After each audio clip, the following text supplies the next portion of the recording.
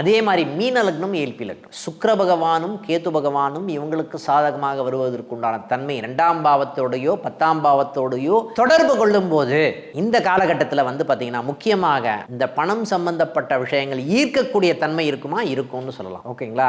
இது சம்பந்தப்பட்ட விஷயங்கள் வரும்போது நம்ம வந்து இவங்களுக்கு என்ன அட்வைஸ் பண்ணுவோம், சார் நீங்கள் என்ன பண்ணீங்களாலும் சரி சார், பிஸ்னஸ் மட்டும் தயவு செய்து தொடங்காதீங்கன்னு சொல்லுவோம். பிஸ்னஸ் மட்டும் தொடங்காதீங்க, நீங்கள் என்ன பண்ணுறீங்களோ பண்ணுங்க. இந்த 2 கிரகம் நல்லா இருக்கா, உங்களுக்கு ஆட்டோமேட்டிக்காக பணம் சம்மந்தப்பட்ட விஷயங்கள் சாதகமாக வருவதற்கு உண்டான தன்மை இருக்குமா இருக்கும். ஓகேங்களா? இல்லை சார் நான் இன்வெஸ்ட்மெண்ட் பண்ணாமல் கன்சல்டன்சி சம்மந்தப்பட்ட விஷயங்கள் பண்ணுறேன், நான் இன்வெஸ்ட்மெண்ட் நான் பண்ணலை அப்படின்னு சொல்கிறாங்கன்னு வச்சுக்கோங்களேன். அது பண்ணலாமா? பண்ணலாம். எப்போவுமே பிஸ்னஸுக்கும் இந்த செல்ஃப் எம்ப்ளாய்மெண்ட்னு சொல்லப்படுகின்ற விஷயத்துக்கும் வித்தியாசம் இருக்குது. நிறைய பேர் பிஸ்னஸ் இதையும் போட்டு குழப்பிப்பாங்க. ஓகேங்களா? செல்ஃப் எம்ப்ளாய்மெண்ட் அப்படின்னு சொன்னால் எனக்கு நானே வேலை கொடுத்துக்கிறது தான் செல்ஃப் எம்ப்ளாய்மெண்ட். ஓகேங்களா?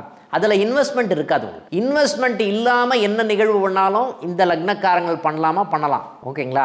ஆனால் நீங்கள் இன்வெஸ்ட்மெண்ட் போட்டு பண்ணும்போது தான் அந்த பிஸ்னஸாக மாறக்கூடிய தன்மை இருக்குது. அந்த டைமில் தான் வந்து பார்த்தீங்கன்னா இதை பொருளாதாரத்தை வந்து இழப்பதற்குண்டான தன்மை இவரே கிரியேட் பண்ணுவார் இந்த லக்னம் வரும்போது. அதனால் இந்த மாதிரி விஷயத்தில் கவனமாக இருக்க வேண்டும். பணம் சம்பந்தப்பட்ட விஷயங்களில் வந்து பார்த்தீங்கன்னா மேஷத்துலேயும் முக்கியமாக 10ஆம் பாவம்னு சொல்லப்படுற தனுசு ராசிலையும்